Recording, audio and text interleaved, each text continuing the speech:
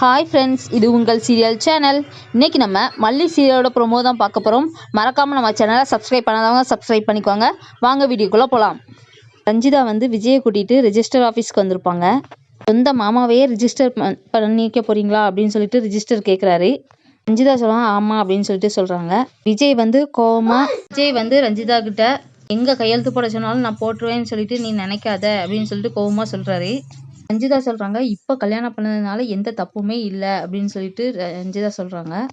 ரஞ்சிதா கிட்ட நீ எங்கே கையெழுத்து போட சொன்னாலும் நாங்கள் செய்ய மாட்டேன் அப்படின்னு சொல்லிட்டு கோவமாக சொல்கிறாங்க. நீ நினைக்கிற ஆள் நான் கிடையாது அப்படின்னு சொல்லிட்டு கோவமாக கிளம்பிடுறாங்க.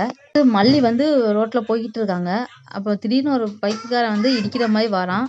ஒருத்தர் கையை பிடிச்சி இருக்காங்க. அது யாருன்னு பார்த்தா பூரணி மல்லி கேட்குறாங்க, நான் கேள்விப்பட்டதெல்லாம் உண்மையா அப்படின்னு சொல்லிட்டு கேட்குறாங்க.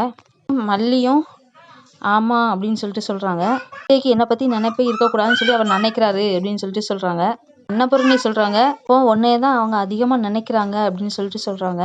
அரவிந்தை தான் கல்யாணம் பண்ணிக்க போகிறேன், என்னை விஜய் சார் வேண்டாம் அப்படின்னு சொல்லிட்டு மல்லி சொல்கிறாங்க.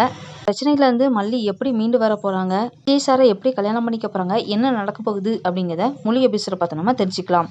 மறக்காமல் நம்ம சேனலை லைக் பண்ணுங்கள், ஷேர் பண்ணுங்கள், கமெண்ட் பண்ணுங்கள், சப்ஸ்கிரைப் பண்ணுங்கள். நன்றி, வணக்கம்.